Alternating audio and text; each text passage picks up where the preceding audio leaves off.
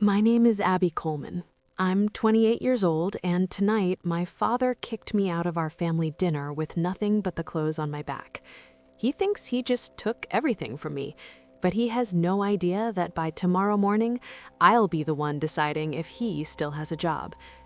The scent of expensive cedar wood and stale cigar smoke always clung to the walls of my father's study, a smell that used to mean safety, but now just felt like a weight on my chest. I stood by the floor-to-ceiling window, watching the sunset bleed orange and violet over the Manhattan skyline. I checked my watch, 6:30 p.m. The family victory dinner was in 30 minutes. "Abby, where are the briefing notes for the quarterly?" My brother Hunter's voice cut through the silence like a dull blade. He didn't knock. He never did. He leaned against the doorframe, his expensive silk tie slightly crooked, a smudge of what looked like cocktail sauce on his cuff. "On your desk, Hunter, where they've been since 4, I said, not turning around. "I've highlighted the parts you'll struggle with. Try to memorize the EBITDA figures this time. Dad hates it when you guesstimate." Hunter scoffed, the sound of a man who had never had to work for a single thing in his 26 years. "Dad doesn't care about the numbers, Abs. He cares about the vision. That's why I'm the one sitting in on the acquisitions and you're the one, well, doing the homework." I turned then, my blonde hair catching the fading light. I'd spent 5 years, my entire post-grad life, pulling Coleman Holdings out of the red. I'd negotiated the logistics, cut the dead weight, and stayed up until 3 a.m. while Hunter was popping bottles in the Hamptons. "The vision doesn't pay the payroll, Hunter," I said evenly. "Whatever, just be ready. Dad says tonight is a turning point for the family." He flashed a sharp-like grin and vanished down the hall. A cold shiver raced down my spine. A turning point. For months, I'd been tracking the ledger. My father, Richard, had been bleeding the primary accounts dry, funneling millions into Alpha Tech, Hunter's latest venture that was little more than a glorified tax shelter. When I'd brought it up to Dad last week, he'd looked at me with eyes like flint and told me to know my place. I smoothed down the fabric of my cream-colored blazer. I had built this empire's modern foundations stone by stone. I was the one who kept the Coleman name respected on Wall Street. I headed down the grand staircase toward the dining room. The air was thick with the smell of roasted lamb and the clinking of heavy silver.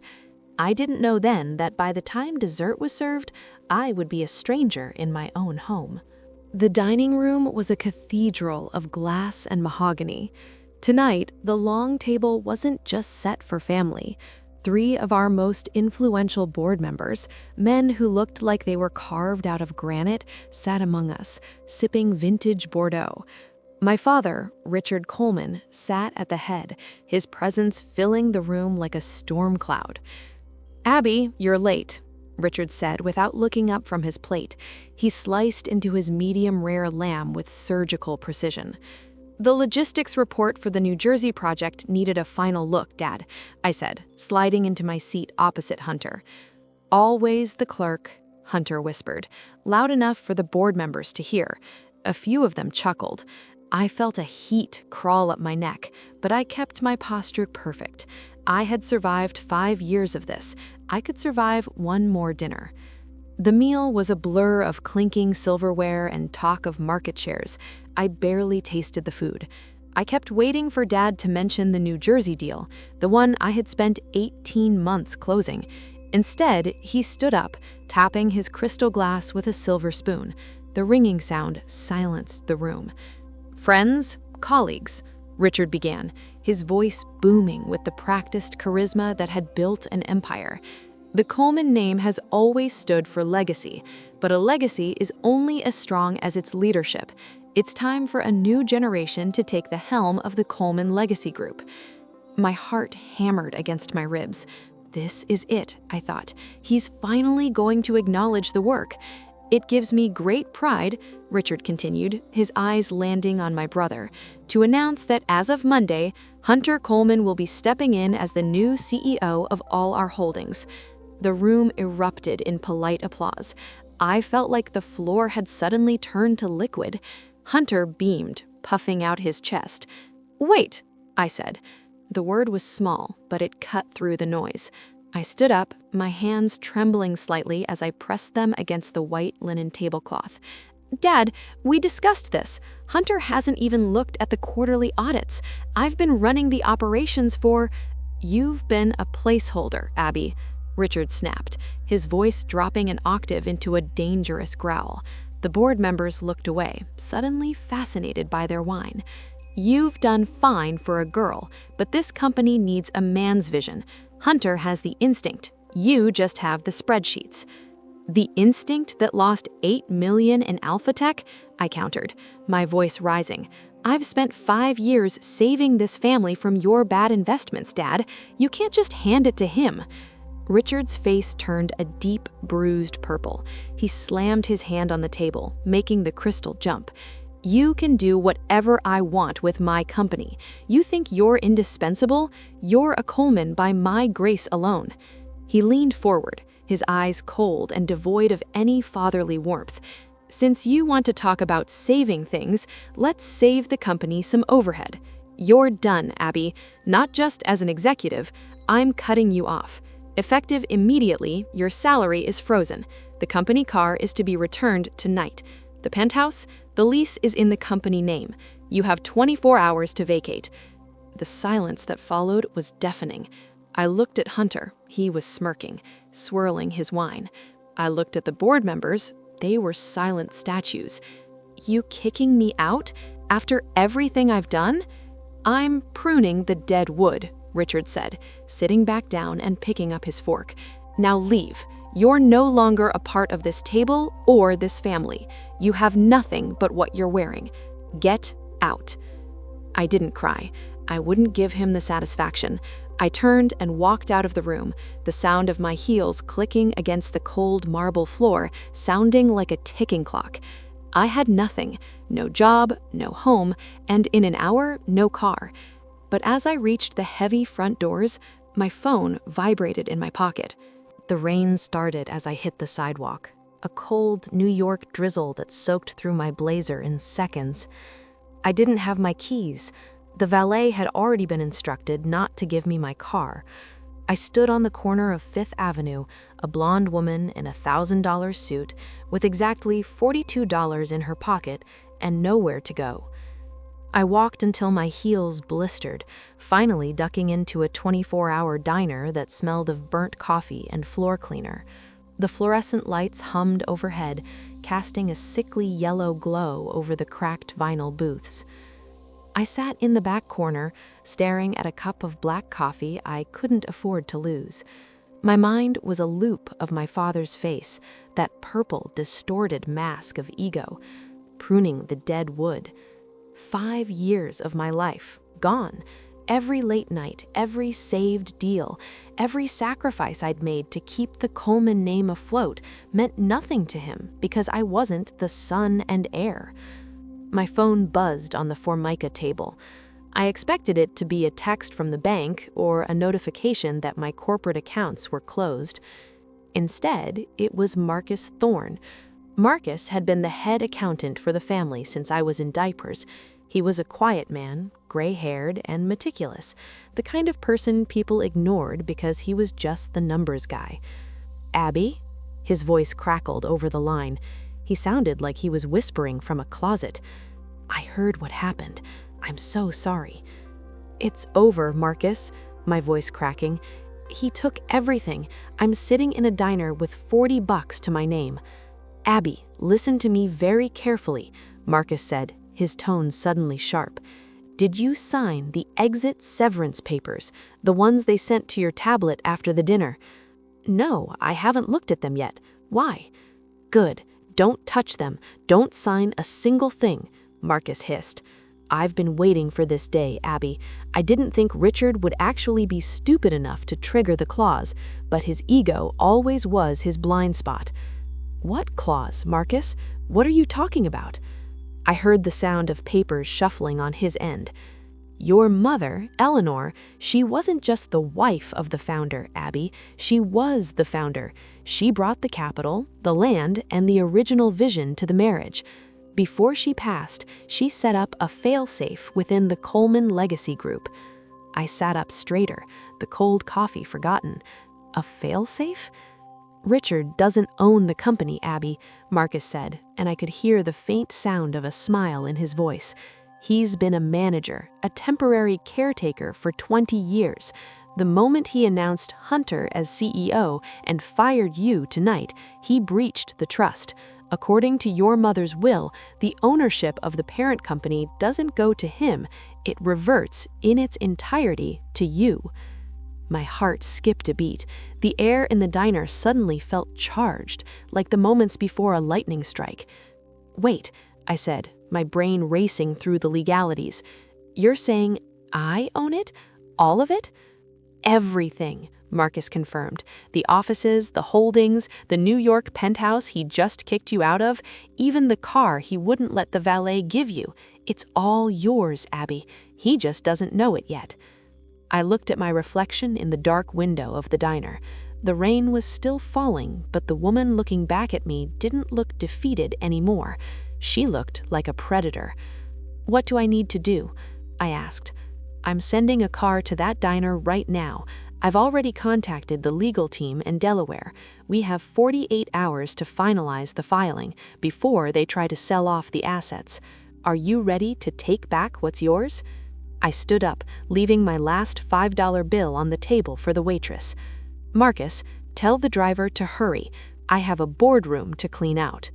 The black town car that pulled up to the diner was silent, a sleek shadow against the rain-slicked pavement.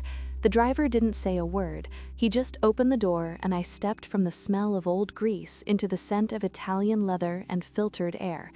As we glided through the sleeping streets of Manhattan, I watched the city lights blur into long neon ribbons. For the first time in years, the city didn't feel like a cage I was trying to manage. It felt like a kingdom I was about to reclaim. We arrived at a nondescript office building in Chelsea, not the glass tower of our headquarters, but Marcus's private firm. The lobby was dark, but the top floor was glowing. When the elevator doors hissed open, Marcus was waiting.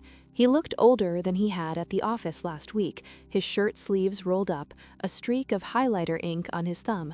He handed me a lukewarm bottle of water and a thick manila folder. "Drink," he said. "We have a long night ahead of us." We spent the next 6 hours buried in the guts of the Coleman Legacy Group. The air in the office was dry and smelled of ozone from the overworked printer. Marcus had laid out the original 1998 Articles of Incorporation across a massive mahogany table. "Look here," Marcus pointed to a section titled Article 12, Maternal Succession. "Your mother, Eleanor, provided 90% of the initial seed capital through her family's estate. She didn't trust Richard's gambler's heart. She wrote into the bylaws that Richard would hold the title of chairman only as long as the family unit remained operationally stable. The moment he attempted to remove the bloodline heir, that's you, Abby, without a 75% board consensus or a proven case of gross negligence, his shares are automatically forfeited to the trust, and you are the sole trustee." I ran my fingers over my mother's signature at the bottom. The ink was faded, but her handwriting was elegant and firm. She had seen this coming 20 years ago. She had built a fortress around me that I didn't even know existed. "And the board?" I asked, my voice raspy from lack of sleep. "They all applauded him tonight." "They don't know," Marcus said, a grim smile touching his lips. "Richard has been keeping 2 sets of books, not the illegal kind, just the selective kind. He's shown them growth, but he's hidden the fact that he was technically a tenant in his own office. By Monday morning, when the Delaware filings are processed, those board members are going to find out their chairman is actually a man with 0 voting power." I looked at the digital clock on the wall, 4:15 a.m. "What about the funds he diverted to Hunter's tech company?" I asked. Marcus sighed and pulled up a spreadsheet on his monitor. The red lines were staggering. $16 million in 6 months. "It's worse than you thought, Abby. Hunter didn't just lose it, he spent it. Luxury rentals in Cabo, private jets, consulting fees to his friends. If the company stayed under Richard's control, the whole group would have been bankrupt within the year. He wasn't just cutting you off, he was burning the house down to keep Hunter warm. A cold, hard knot tightened in my stomach. It wasn't just about the money anymore. It was about the thousands of employees, the legacy my mother built, and the sheer, arrogant waste of it all. "Sign here," Marcus said, sliding a final document toward me. "This authorizes me to freeze all corporate accounts linked to Richard and Hunter's names at 8 a.m. on Monday. It also initiates the emergency board meeting. You'll be walking in as the majority shareholder." I picked up the pen. It felt heavy, like a weapon. I thought of my father's face at dinner, the way he called me dead wood. I thought of Hunter's smirk. I signed my name, Abby Eleanor Coleman, with a flourish. "The car is waiting to take you to a hotel, Abby," Marcus said, taking the papers. "Get some sleep. You're going to need your strength for the execution." "No hotel," I said, standing up and smoothing my wrinkled blazer. "Take me to the penthouse. I still have the spare key, and technically, I'm the landlord now." The lobby of the Coleman residences was a tomb of polished black marble and silent gold-leafed elevators. Arthur, the night doorman who had known me since I was 6, looked up from his desk. His eyes widened, and he quickly looked away, shifting a stack of mail. "Good evening, Arthur," I said, my voice echoing in the hollow space. "Miss Coleman," he whispered, his voice thick with guilt. I was told your access had been revoked. Mr. Coleman said, I'm just here to pick up some personal items, Arthur. It'll only take a minute." I didn't wait for him to check his list. I stepped into the elevator and pressed the button for the 54th floor. When the doors slid open directly into the foyer of the penthouse, I didn't hear silence. I heard the muffled beat of electronic music and the loud, obnoxious laughter of my brother. I walked into the living room. The floor-to-ceiling windows showed the city as a carpet of diamonds, but inside, the scene was ugly. Hunter was sprawled on the white leather sofa, a bottle of $500 scotch open on the coffee table. My father, Richard, was standing by the fireplace, swirling a glass and looking at a series of documents spread out on the mantel. "What the hell are you doing here?" Hunter barked, sitting up so fast he nearly knocked over the bottle. "Dad said you were out. He said he'd have you arrested if you showed your face." Richard turned, his face hardening. "Abby, I thought I made myself clear. You are trespassing." "I forgot my passport," I lied, my voice remarkably steady. I walked toward the mantel, my eyes scanning the papers he was looking at. My heart stopped. It was a letter of intent. "You're selling the New Jersey development? Dad, that's the anchor of our portfolio. If you sell that, the company's credit rating will tank." "It's not your concern anymore," Richard said, stepping in front of the papers to block my view. "Hunter and I are streamlining. We're liquidating the bloat to fund the Alpha Tech expansion. By Tuesday, the Coleman Legacy Group will be a tech-first powerhouse." "You're selling the foundation to buy a house of cards," I said, looking him in the eye. "Get out, Abby. Now, or I call the police. You have no rights here. You have no name here. You are a guest who has overstayed her welcome by 24 years. I looked at him, really looked at him. I saw the desperation behind his ego. He knew he was failing, and he was trying to burn the evidence before anyone noticed. "I'm leaving," I said. I reached into my bag and pulled out a small, leather-bound journal, my mother's old diary that I'd kept in the library. "But remember this moment, Dad. Remember how it felt to think you'd won." "I have won," he laughed, a dry, hollow sound. "Look around you. This is mine. The company is mine. You're just a girl in a wetsuit with no place to sleep." "We'll see," I whispered. I turned and walked back to the elevator. As the doors closed, I saw Hunter pouring another drink, celebrating a victory that was already turning into ash. I didn't go to a hotel. I went back to Marcus's office. I spent the rest of Sunday on a cot in the break room, drifting in and out of a restless sleep, dreaming of my mother's handwriting and the sound of a gavel falling. Monday morning arrived with a sky the color of slate. I stood in front of the mirror in Marcus's restroom, pinning my hair into a tight, ruthless bun. I wore a charcoal gray suit, the most professional one I owned. "It's 8:30 a.m., Marcus said, walking in with 2 tablets. "The filings are live in Delaware. The bank accounts for Richard and Hunter Coleman have been flagged for internal audit. They currently have 0 access to corporate funds." I took a deep breath, the scent of hairspray and adrenaline filling my lungs. "Let's go, Marcus," I said. "It's time to go to work." The elevator ride to the 40th floor felt like the ascent of a roller coaster, that stomach-flipping moment of anticipation right before the drop. The doors opened with a soft chime, revealing the sleek, glass-walled lobby of the Coleman Legacy Group. Sarah, the receptionist who had been there for 10 years, looked up. Her eyes went wide. "Abby? I was told your badge was deactivated." "It is, Sarah. I'm here as a guest of the majority shareholder," I said, offering a small, tight smile. Marcus followed close behind me, his briefcase clutched in his hand like a shield. We didn't stop at my old office. We marched straight toward the grand boardroom.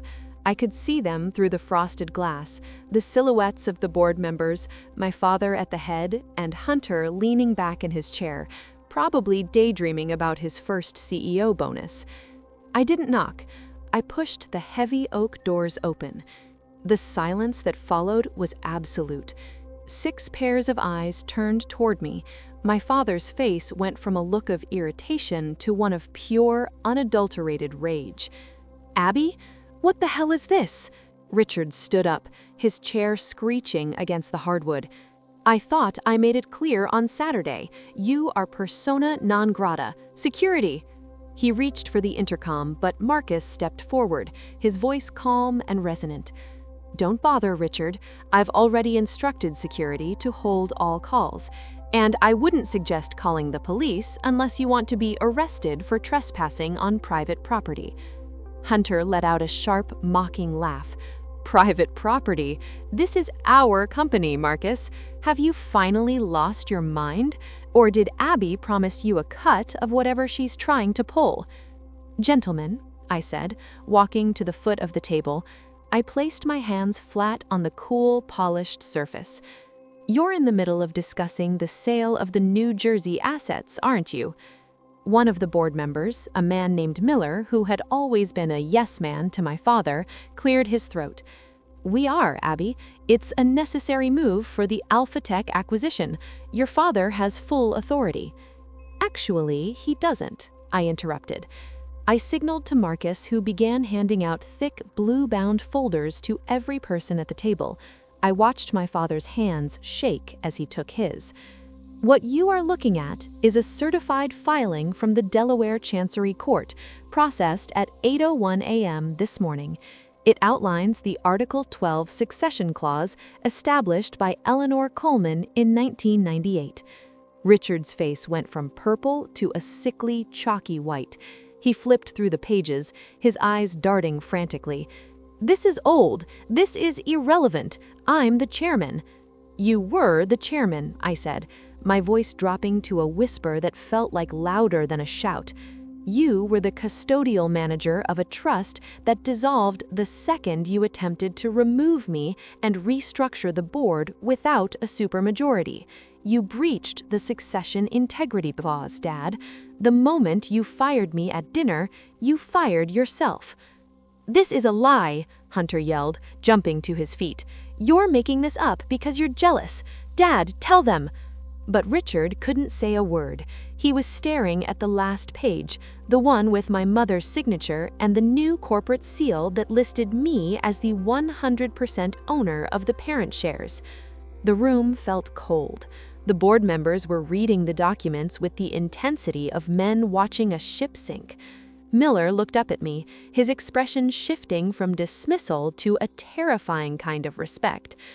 "Abby, if this is legal, if this is real—" "It's very real," I said, "and as the new owner of the Coleman Legacy Group, I have a few immediate changes to make, starting with the seating arrangements."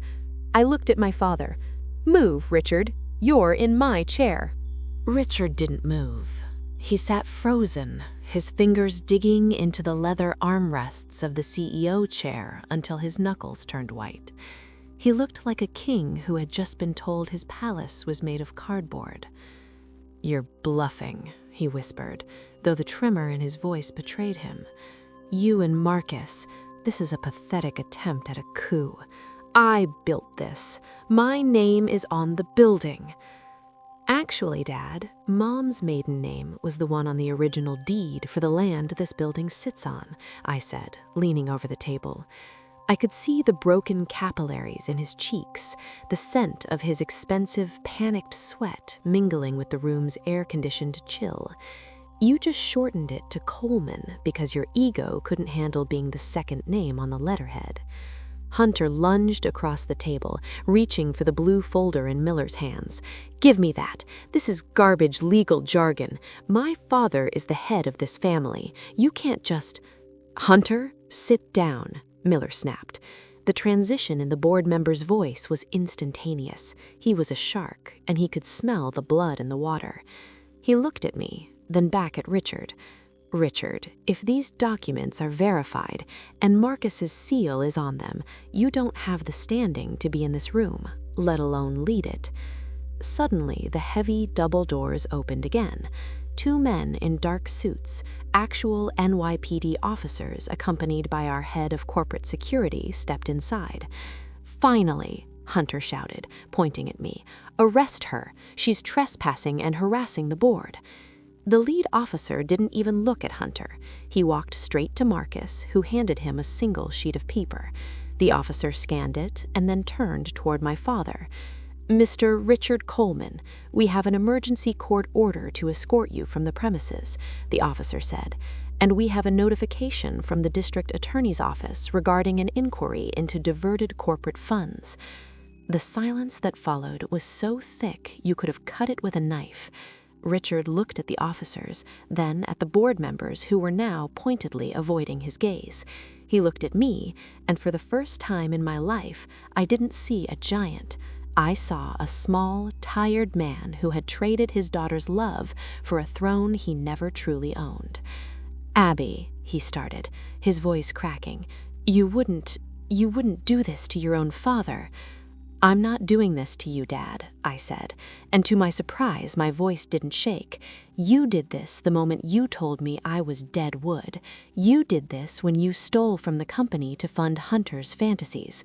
I'm just pruning the garden." Security stepped forward. One of them placed a hand on Richard's shoulder. It was a light touch, but it seemed to break him. He stood up slowly, his movements heavy and robotic. Hunter was still sputtering, his face a mask of indignant rage, but as the officers steered him toward the door, he looked less like a businessman and more like a child being dragged away from a playground. As they reached the door, Richard turned back. He looked at the chair, the seat of power he had occupied for 2 decades. "You think it's that easy?" he spat, a final flicker of the old fire in his eyes. "You think you can run this alone?" "I've been running it alone for 5 years, Dad. You were the one who got the credit. Not anymore." The doors closed behind them. The boardroom was quiet, save for the low hum of the ventilation system. The board members sat like statues, waiting. I walked to the head of the table. I didn't sit down immediately. I placed my hand on the back of the chair, feeling the cool, high-quality grain of the leather. "Gentlemen," I said, looking at each of them in turn, "the New Jersey sale is canceled. The Alphatech acquisition is dead.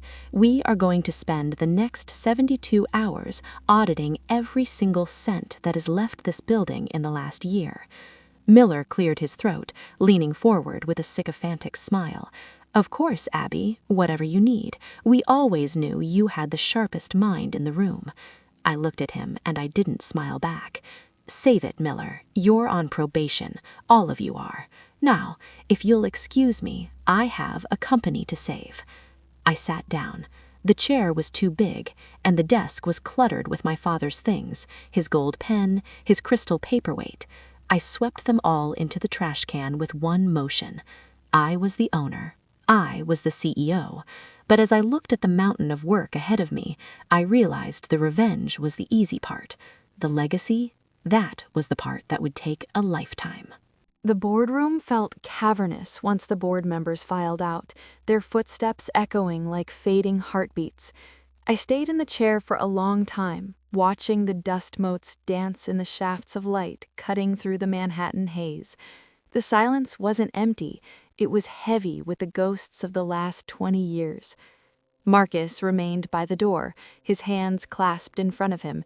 He looked less like a corporate accountant and more like a weary soldier who had finally seen the end of a long campaign. "You okay, Abby?" he asked softly. "I'm more than okay, Marcus," I said, finally letting out a breath I felt I'd been holding since that dinner. I looked down at my hands. They were steady. "I want a full security sweep of the New York and Connecticut properties, change every code, revoke every digital key, and call the garage. Tell them I want my car back in my spot by noon." "Consider it done," Marcus said. He paused at the door. "Your mother would have been very proud today. She didn't just leave you a company, Abby. She left you the means to protect yourself from the people who were supposed to love you." I felt a sting in my eyes, but I blinked it back.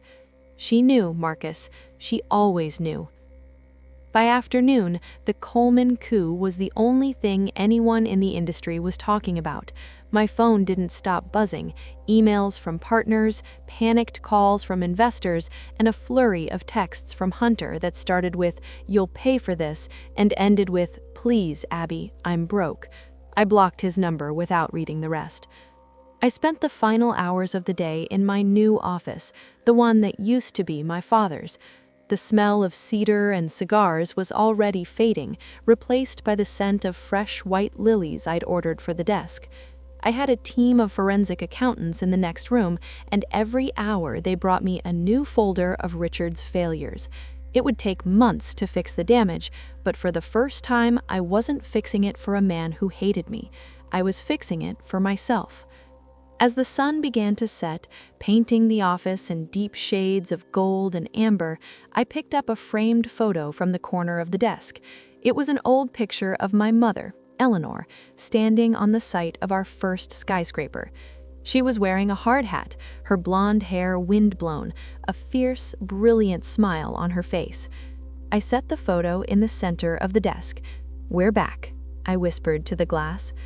The desk phone rang, the direct line to the CEO. I didn't hesitate. I sat back, looking out at the city I now help shape, and picked up the receiver. "This is Abby Coleman, CEO of the Coleman Legacy Group. Let's get to work."